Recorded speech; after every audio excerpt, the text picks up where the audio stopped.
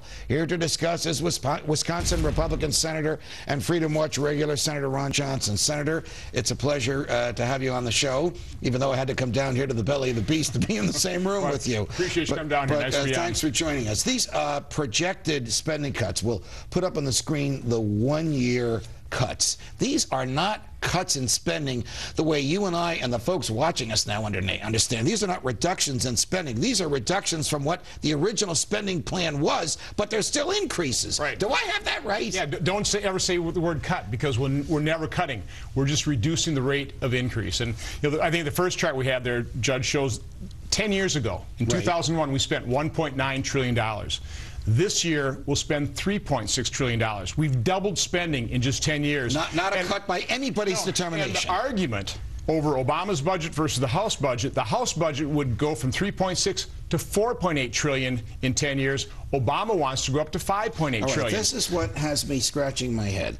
The House is run by Republicans. The Republicans that are there in the majority because of people like you, even though you're in the Senate, who had Tea Party support. How is it that the House Republicans came up? Senate didn't even come up with one. But how did the House Republicans come up with a budget that spent more money next year than is being spent this year? That's not a cut. The next graphs in a future segment will talk about mandatory entitlement spending versus discretionary spending. So here's a fact.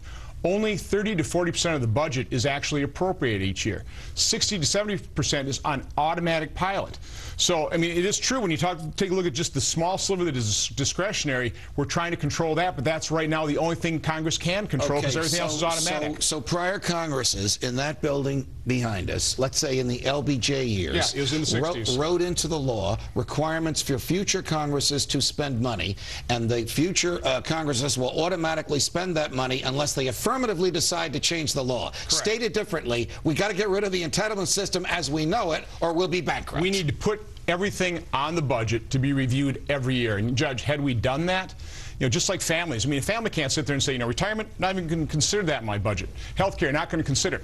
Had we been doing that, we would have tweaked those programs every year, and we wouldn't be in the position we're in this year. You're not running for president. You were just elected to the United States Senate from Wisconsin, and the good people of Wisconsin are fortunate enough to have you. But if you were running for president, what would you say that you would do with taxes and spending in order to get rid of this madness? Well, we have to, in terms of spending, cut, cap, and balance is a pretty good plan. It cuts in the first year. It would have cut in the first year, which lowers the baseline.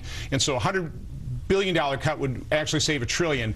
Then cap statutorily until the constitutional amendment kicks in. So you set up that fiscal discipline in terms of spending.